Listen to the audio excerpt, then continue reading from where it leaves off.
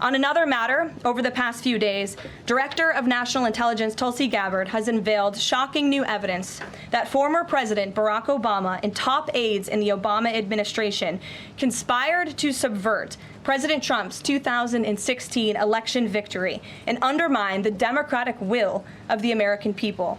While publicly pretending to engage in a peaceful transfer of power, in private, former President Obama went to great and nefarious lengths to try to sow discord among the public and sabotage his successor, President Trump. The new evidence released by the Director of National Intelligence, who is here with me today, confirms that the Obama administration manufactured politicized intelligence, which was later used as the justification for baseless smears against President Trump in an effort to try to delegitimize his victory before he even took the oath of office. The truth is that President Trump never had anything to do with Russia, and the Russia collusion hoax was a massive fraud perpetuated on the American people from the very beginning. And the worst part of this is Obama knew that truth, and so did all of the other corrupt officials involved in this scam, including former CIA Director John Brennan, former Director of National Intelligence James Clapper, former FBI Director James Comey, former Deputy Director Andrew McCabe, and many others.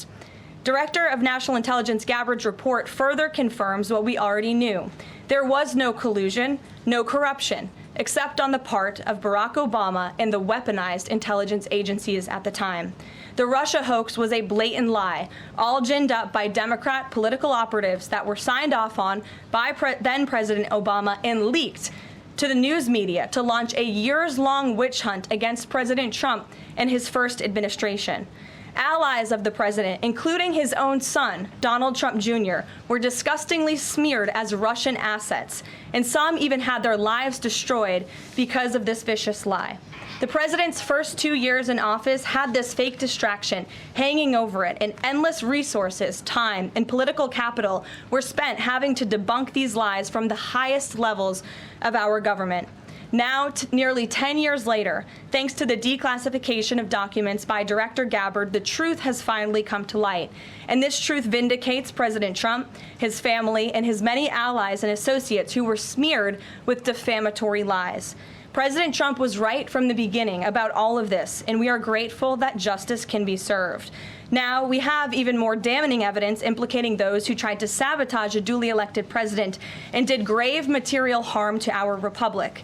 Thanks to additional important work done by CIA Director Ratcliffe, Committee Chairman Rick Crawford over the past few months, a newly declassified 2020 report prepared by the House Permanent Select Committee on Intelligence, which DNI Director Gabbard has declassified, found that the intel community did not have any direct information that Russian President Vladimir Putin wanted to help elect President Trump in 2016. And in fact, Russia was actively preparing for a Hillary Clinton victory.